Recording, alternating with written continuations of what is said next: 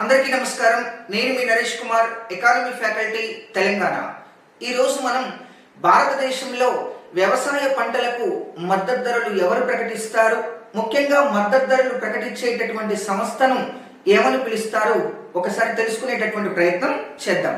ముఖ్యంగా రైతులు పంటలు పండించడానికంటే ముందే, విత్తనాలు నాటడానికంటే ముందే ప్రభుత్వం ప్రకటించే కనీస గిట్టుబాటు ధరను మద్దతు ధర అంటారు.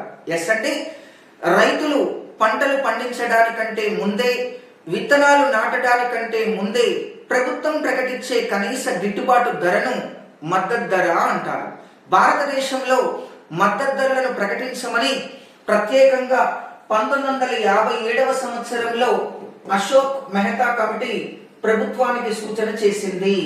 1957లో దేశంలో తొలిసారిగా అశోక్ మెహతా కమిటీ ముఖ్యంగా రైతులు పండించే పంటలకు మద్దతు ధరలు ప్రవేశపెట్టమని సూచించింది, కానీ అమలు కాలేదు.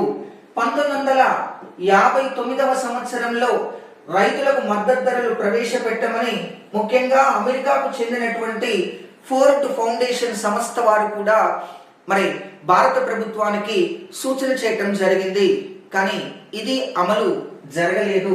అయితే భారతదేశంలో 1964వ సంవత్సరంలో వ్యవసాయ ధరల స్థిరీకరణ పైన నియమించబడినటువంటి ఎల్కే జా కమిటీ, ఎస్ అండి, భారతదేశంలో 1964వ సంవత్సరంలో వ్యవసాయ ధరల స్థిరీకరణ 1964వ సంవత్సరంలో వ్యవసాయ ధరల స్థిరీకరణ పైన నియమించబడినటువంటి ఎల్కే జా కమిటీ రైతులకు, ముఖ్యంగా రైతులు పండించే పంటలకు మద్దతు ధరలు ప్రవేశపెట్టమని ప్రభుత్వానికి సూచన చేసింది.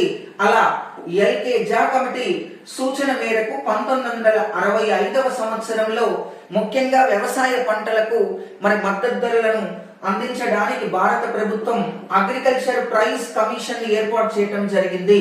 ఎస్ అండి, భారతదేశంలో రైతులు పండించే పంటలకు మద్దతు ధరలను అందించమని ఎల్కే జా కమిటీ సూచన చేసింది.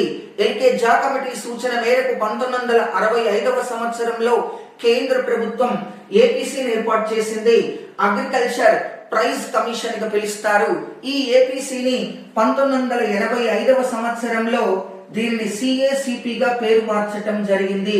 CACP abbreviation commission for agriculture cost and price.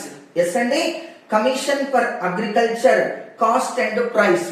భారతదేశంలో తొలిసారిగా రైతులకు